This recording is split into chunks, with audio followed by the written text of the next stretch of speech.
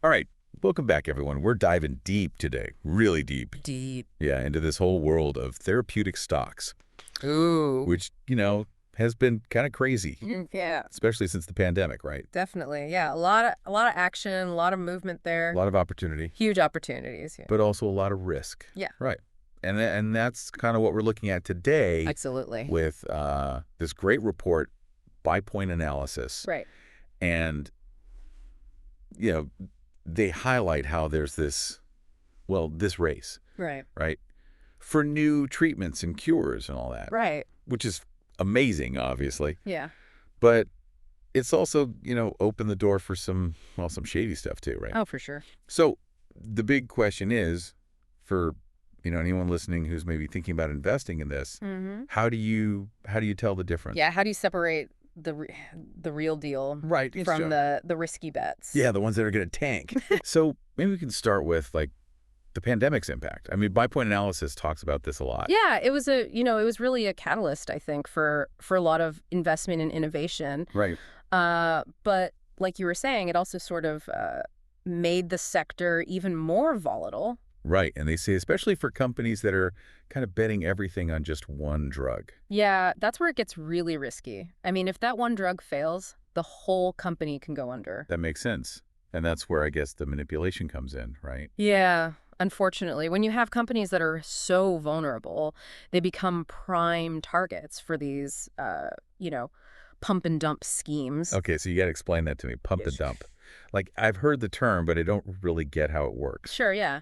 Basically, it's a way to artificially inflate a stock price. Okay. So you get a group of people, they could be insiders, they could be, manipulators, whatever, Right. and they start hyping up a company, they spread rumors, they might even lie about their products or research. They use social media, they put out press releases, they might even pay for fake news articles. No way. Oh yeah. And all this creates this artificial excitement, right? Right. And people start buying the stock, the price goes up, that's the pump. Then once the price is high enough, these insiders, they dump their shares. Oh, I see. They make a huge profit, and then the price crashes, and everyone else is left holding these worthless stocks. Wow. So they're basically like scamming everyone. Pretty much, yeah. And BuyPoint analysis actually highlights some real companies that have been caught up in these schemes. Like actual companies. Oh, yeah, for sure. They mentioned 4 big ones. Okay, well, let's hear it. Who are these companies? Well, one is MabVax Therapeutics. They were developing cancer treatments, but they went bankrupt in 2019. Oh, wow. And they claimed that a pump and dump scheme was a major factor. Really? Yeah, they even alleged that a billionaire, Philip Frost, was involved. A billionaire. Yeah. And the Wall Street Journal actually reported later that he was charged by the SEC for that and a bunch of other schemes, too. That's crazy. So it can really be anyone, huh? I mean, if a billionaire is getting involved in these things. Well, it just goes to show you that you can't always trust what you see. Right. You really got to do your research. Right. Yeah. Okay, so who else is on this list? Well, another company is Axovant Sciences, which later became CO Gene Therapies. Okay. And their story is like a textbook pump and dump. Really? How so? Well, they had this Alzheimer's drug that had already failed clinical trials under GlaxoSmithKline. Wait, GlaxoSmithKline, that's like a huge pharmaceutical company. Exactly. So you'd think that would be a red flag, right? Yeah, for sure. But they still managed to raise a ton of money during their IPO. So people just, ignored that. It seems that way. And, that's a really important point. Failing a clinical trial, especially under a company like GlaxoSmithKline, is a huge warning sign. It suggests there are serious problems with the drug itself. Right, because if they couldn't make it work. Exactly. And clinical trials, they have different phases. And Yeah. failing in an earlier phase, especially with a big pharma company involved, that's a big deal. Right. So it's not just about the hype, it's about looking at the whole picture. Exactly. You got to do your due diligence. Okay, so I've got MabVax, Axovant. Who else? Okay, so the next one is Sorrento Therapeutics. Oh, I've heard of them. Yeah, they were all over the news during the pandemic. Right. They had these announcements about potential COVID-19 treatments, and their stock price just went crazy. Oh, yeah, I remember that. And they were accused of manipulating the news cycle to inflate their stock price. Okay, but how do you tell the difference between, normal market fluctuations Right. and actual manipulation? That's a really good question. And honestly, it can be tough. But that's where the due diligence comes in again. You got to go beyond the headlines, look deeper into the company's financials. Are they actually profitable? Right. Do they have a diverse research pipeline? So they're not just relying on one thing? Exactly. And what's their track record like? Have they consistently delivered on their promises? Okay, so it's about looking at the whole business, not just the science. Yeah, absolutely. And one key thing to look at is the debt-to-equity ratio. Debt-to-equity ratio. Yeah, it's a measure of a company's financial leverage. A high ratio, especially compared to the industry average, can be a red flag. Okay, so like if they have a lot of debt. Exactly. It could mean they're not financially stable, which makes them more likely to engage in risky behavior. Gotcha.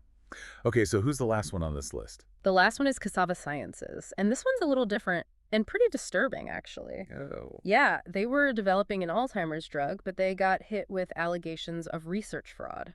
Wait, research fraud? Yeah, someone filed a citizen petition with the FDA, Okay. which basically raises concerns and asks for an official review, you know? Right. And this petition questioned the validity of their research. Wow. So they're saying Cassava Sciences was like faking their data. That's the allegation. And if it's true, it's not just about manipulating stock prices. Right. It's about potentially putting patients at risk. Oh, wow. That's really scary. Yeah, and that's why it's so important to be aware of these things, you know?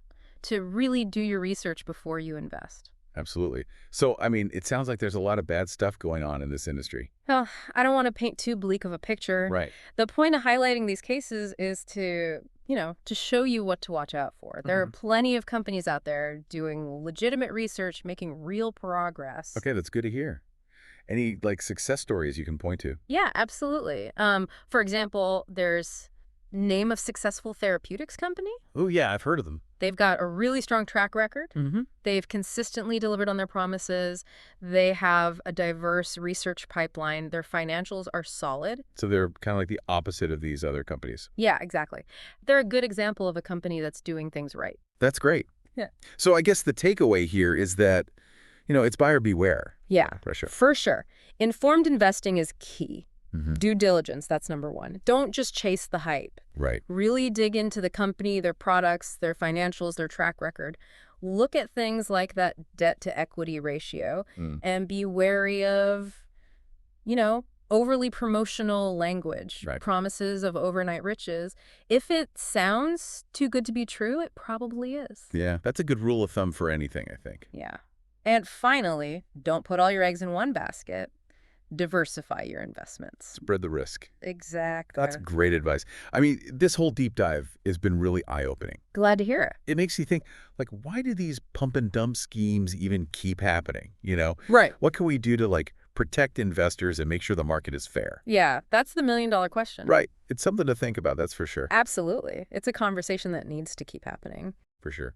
Well, on that note, we'll wrap things up here. But this is definitely something we're going to keep our eyes on. Oh, yeah. So thanks for joining us today, and we'll see you next time for another deep dive. See you then. Bye. Bye.